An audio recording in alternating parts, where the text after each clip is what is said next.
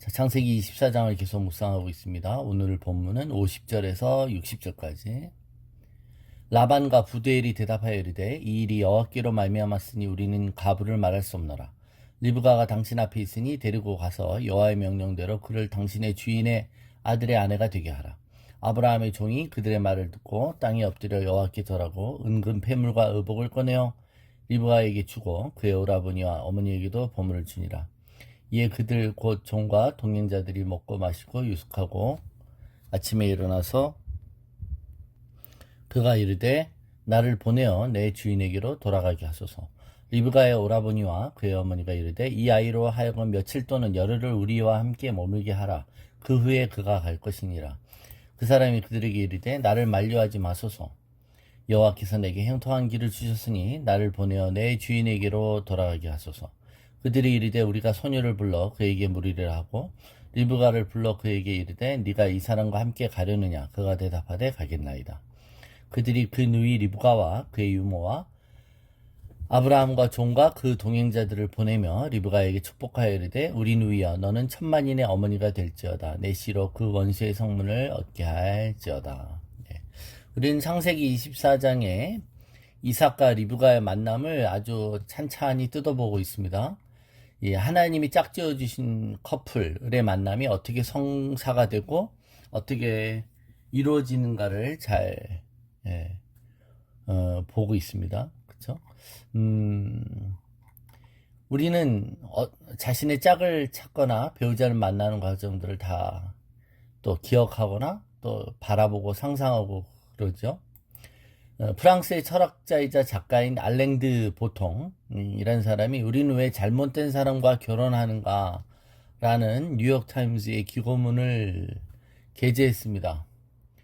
그는 아주 우리 결혼에 대한 실질적인 통찰들을 나누는데요. 이 사람이면 되겠다 싶어서 결혼했지만 부부간의 다툼은 끊이지 않는다. 결국 우리는 잘못된 사람과 만났다고 결론 짓는다는 겁니다. 잘못된 사람과 만나는 게 아니어도 싸우는데 싸우면 잘못된 만남이라 생각한다는 것이죠. 왜 싸우냐? 왜 그러냐? 첫 번째, 사람들은 자기 자신을 잘 모르기 때문이라고 합니다. 보통 어떤 배우자를 원하세요? 라고 물으면 대부분 자상하고 같이 있으면 즐겁고 매력적인 사람이라고 대답합니다. 그 말은 우리 자신이 무엇이 필요한 사람인지를 모른다는 것이에요. 누구나 모두가 조금씩은 제정신이 아닌데 어떻게 보면 정상이 별로 없는 거죠. 조금은 다 신경감이 있고 결벽증이 있고 불안감 등이 있어. 그런데 자기가 그런 결핍이 있는 존재라는 것을 잘 모르고 있다는 거예요. 그래서 결혼은 건강한 두 사람이 만나는 것이 아니라고 이 작가 얘기합니다. 데이트의 첫 질문이 그래서 당신은 어떻게 미쳐 있나요? 라고 해야 된다라고 말하죠. 물론 그렇게 묻는 사람 없겠지만 어딘가 비뚤어진 두 사람이 서로의 미친 부분을 보완하는 상대를 찾는 해안이 있어야 한다는 것입니다. 그러니까 자기의 부족함을 채워줄 그런 사람을 찾는 것이 옳다는 것이죠. 그러면 어떻게 찾느냐 이거예요. 이 사람의 통찰이 전혀 근거 없는 건 아니지만 우리에게는 그래도 이 문제에 대한 해답이 있죠. 바로 하나님의 뜻대로 배우자를 만나는 것입니다. 하나님의 뜻대로 배우자를 만난다는 것이 완벽한 만남이지만 그 완벽한 만남이 뜻하는 게 상대방이 완벽한 배우자라는 말은 아닐 것입니다. 우리는 이삭과 리브가의 만남을 계속 묵상했는데 완벽한 중매가 일어나죠. 완벽한 하나님의 인도하심 속에 순조롭게 배우자감을 발견합니다. 엘리에셀은 이제 이 리브가의 부모에게 결단을 촉구합니다. 빨리 양당 간에 결단하라는 겁니다.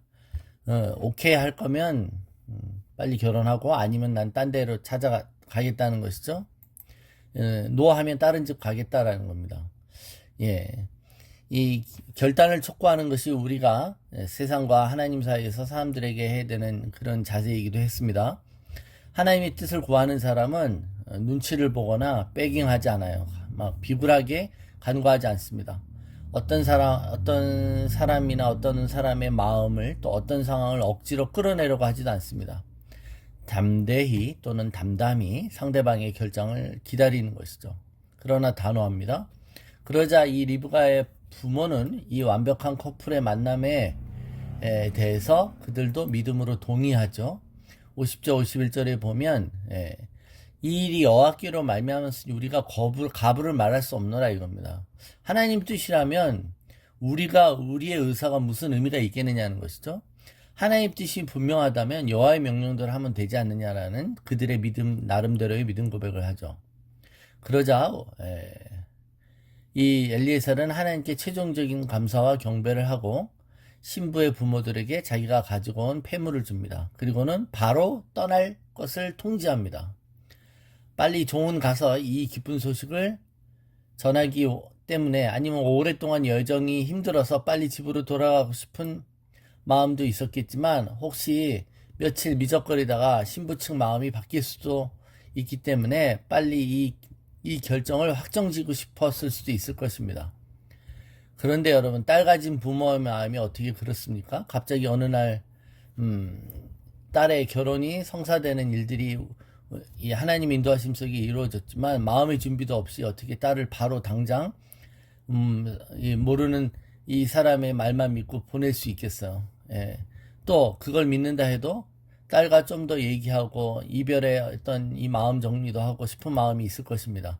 그래서 딸 부모가 욕을 해요. 10일만 더 있다 가면 좋겠다. 10일만 더 있어라 라는 겁니다. 그랬더니 이 엘리에셀이 장본인이 결정하게 할 거라는 겁니다. 그죠? 자, 이 모든 과정이 이 결혼이 얼마나 완벽한 결혼이었음을 보여주고 있습니다.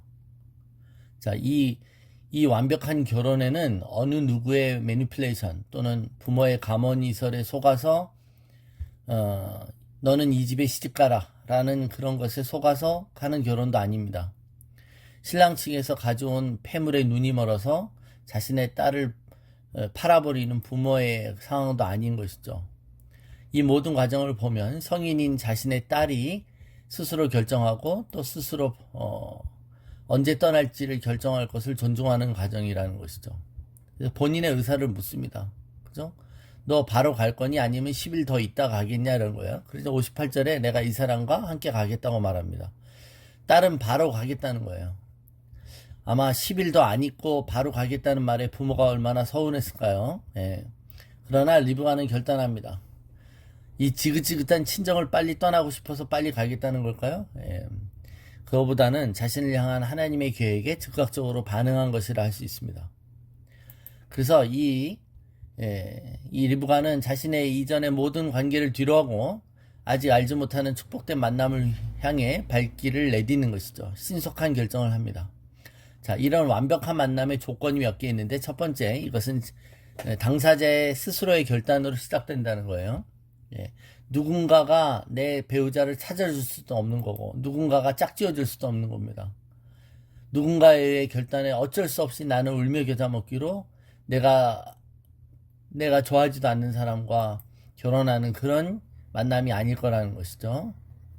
하나님께서 이어주신 관계에 들어갈 때도 우리는 우리 스스로 결단하게 하십니다.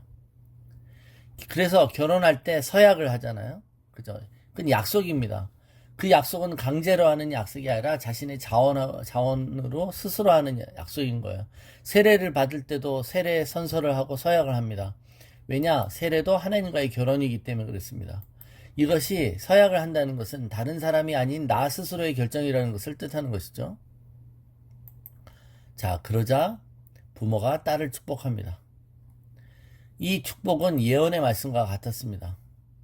그녀의 운명에 대한 예언적 축복이죠. 우리 누이여 너는 천만인의 어머니가 될지어다. 내 씨로 그 원수의 성문을 얻게 할지어다. 천만인의 어머니가 될 것이다.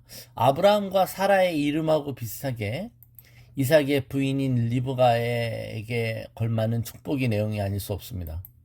너의 씨가 원수의 성문을 취할 것이라는 이런 이 집안에 이 주어지는 혈통적인 축복, 이 믿음의 자손을 통해 그 메시아가 올 것을 암시하는 이런 예언이 있는 것이죠. 즉 영적 전쟁에서 승리를 축복하는 것입니다. 이렇듯 여러분, 하나님이 짝지어 주시는 완벽한 만남은 첫 번째, 자기 스스로의 결정이라는 것, 그리고 거기에 축복이 있다는 것, 누군가의 축복이 있습니다. 그 축복의 그 발언은 어디에요? 만남을 이루시게 하시는 하나님과 그 하나님의 대리자로서의 부모 아니겠습니까? 먼저 부모의 축복을 받는 거. 부모가 꼭 내 당사자가 스스로 결정한 그 결혼에 대해서 항상 하지는 않을 수 있습니다. 그러나 당사자의 본인의 결정에 그 부모가 그 의사를 존중하고 복받도록 또 예언하고 축복하는 것은 완벽한 만남의 조건일 수 있다라는 것입니다. 그죠? 우리가 우리 부모 님들은 자녀들이 좋은 배우자를 만나기를 바랍니다. 그런데 그 준비는 어떻게 보면은 성인이 돼서 되는 게 아니라 아이의 자라는 모든 과정 속에서 아이 스스로 어떤 결정을 할 때 스스로 결정할 수 있는 힘을 키워주고 그런 판단력과 그걸 하는 도움을 주는 것이죠. 그리고 자녀를 축복하는 것입니다.